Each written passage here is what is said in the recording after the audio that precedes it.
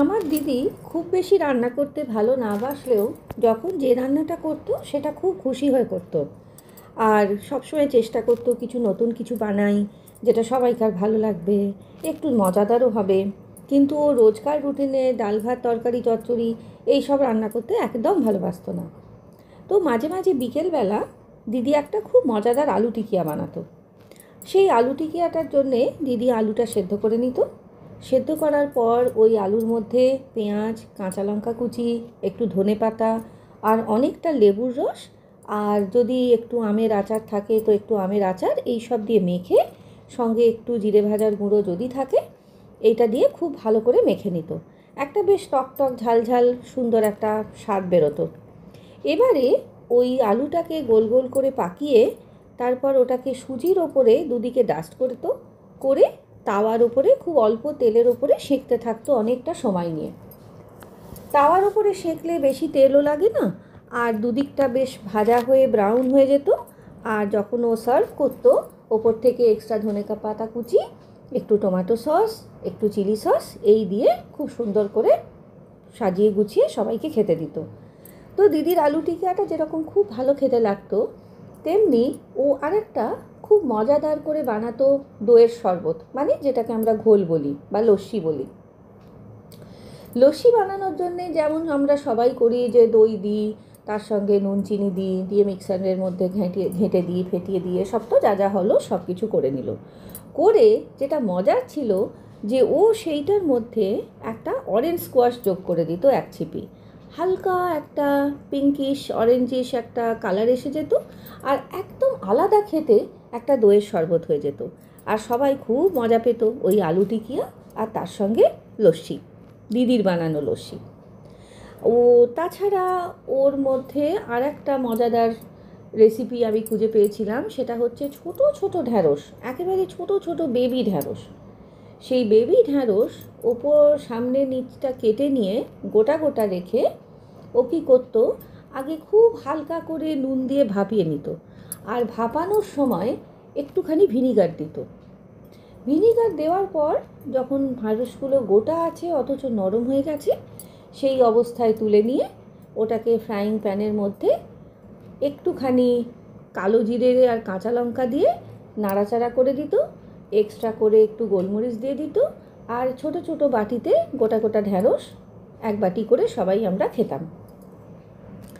তো দিদির অনেক রেসিপির মধ্যে এই দুটো আমার খুব মনে পড়ে। তাছাড়া ওর যখন বিয়ে হয়ে গেল, ও বিয়ে করে গ্রামের বাড়িতে চলে গেল, কারণ শ্বশুর বাড়িতে ওর অনেক কিছু ছিল, যেখানে ওর অনেক ধরনের রান্নাও করতে হতো। সবাইকার কাছে খুব নাম পেল যে সুন্দর সুন্দর রান্না করে, সবাইকে খাওয়ায়, আর অনেক ধরনের রান্না করতে ও তখন শিখে গেছিলো। কিন্তু আমার যেরকম রান্না নিয়ে একটা ভীষণ প্যাশন, বা আমি রান্না না করে থাকতে পারি না, সেই জিনিসটা কিন্তু ওর মধ্যে ছিল না।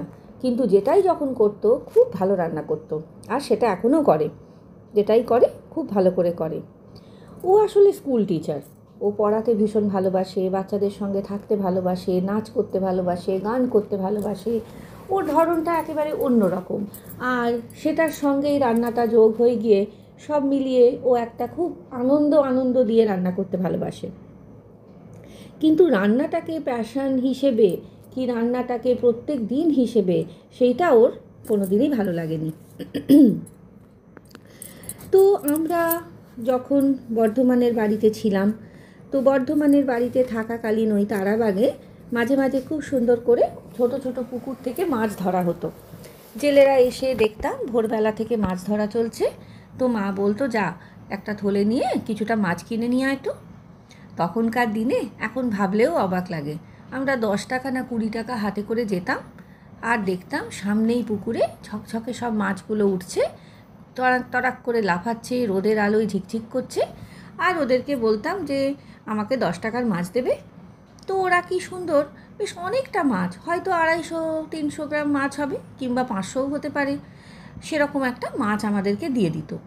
আর ঝকঝকে তাজা মাছগুলো নিয়ে বাড়ি এসে মা আমাদের জন্যে একটা একেবারে হালকা কালো জিরে কাঁচা লঙ্কার ঝোল বানিয়ে দিত। আগে একটা করে ভাজা খাওয়া হতো, মচমচে করে বেশ ভেজে।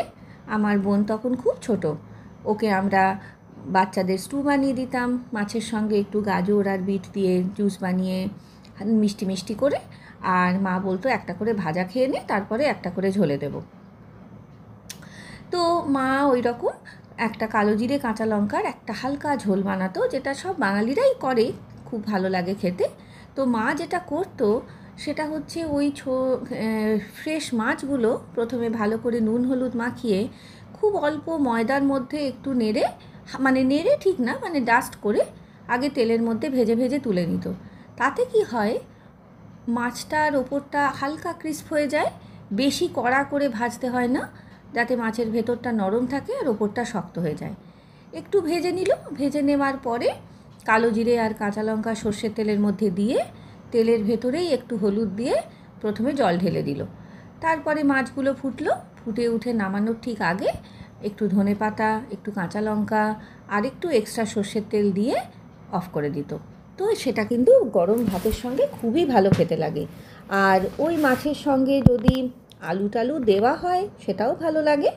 আর শীতকালে যদি ওর মধ্যে এক্সট্রা করে অন্য সবজি, যেমন একটু ফুলকপির টুকরো কি আলুর টুকরো কি একটু বরবটি এসবও দেওয়া যায়, তাও কিন্তু একটা অন্য রকম খেতে হয়ে যায়। আমাদের রোজকার টিপিক্যাল যে মাছের ঝোল হয় তার থেকে অনেক আলাদা। মাছের কথা যখন উঠলই, তখন ঠাম্মার গলদা চিংড়ির মালাইকারিটাও আমার চোখের সামনে ভেসে উঠল। তখন আমার বয়স 16 কি 17 হবে।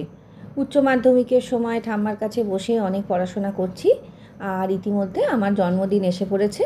তো ঠাম্মা বলল, যা তো, তোর ইচ্ছে মতন বাজারে গিয়ে মাছ কিনে আন, তোর যেটা ইচ্ছে সেটাই কিনিস। আমাদের বাহাদুরদা বলে একজন লোক ছিল, আমাকে সে সঙ্গে করে নিয়ে যেত। আমরা দুজনেই সাইকেল চালিয়ে বাজারে যেতাম। তখনকার দিনে কিন্তু কোনো মেয়েরা বেশি বাজারে যেত না। আমি বাজারে গেলেই সবাই হাঁ করে তাকিয়ে থাকতো, বাপরে একটা মেয়ে বাজার করতে এসেছে, তাও আবার এই বয়সে। তো ঠাম্মা সবসময় বাহাদুরদাকে আমার সঙ্গে পাঠাতো। তো আমরা তো বাজার করছে, দেখছি কী কিনবো বুঝতে পারছি না, হঠাৎ দেখি মস্ত বড় বড় গলদা চিংড়ি। আমার তো গলদা চিংড়ি ছোট্টবেলা থেকে ভীষণ প্রিয়। যেই দেখেছি গলদা চিংড়ি তো কিনতে শুরু করেছি। কিন্তু খাবে কে? শুধু তো আমি একা। ঠাম্মা আর আমি তখন আছি, আর ঠাম্মা নিরামিষ খায়। এবারে 2টো গলদা চিংড়ি নিয়েছি, আর দুটোর ওজন হয়েছে প্রায় 500। চিংড়িগুলো এতটাই বড় ছিল। বাহাদুরদা খালি বলছে, এত দামি চিংড়ি তুমি তোমার জন্যে 2টো কিনেছো, ওরে বাপরে বাপ, মা কি বলবে? আমি বললাম, কি বলবে? কিছুই বলবে না, কারণ আমার জন্মদিন, তাই আমাকে বলেছে কি যেটাকে হোক কিনে নিতে। তো অত বছর আগে খালি 50 টাকা লেগেছিল আমার মনে আছে, ওই 2টো চিংড়ি নিয়ে এলাম। ঠাম্মা তো খুব খুশি যে আমি চিংড়ি কিনেছি, এত সুন্দর দেখে শুনে, ভালো বড় বড় 2টো, তার বেশ বড় মোটা মোটা পাও আছে।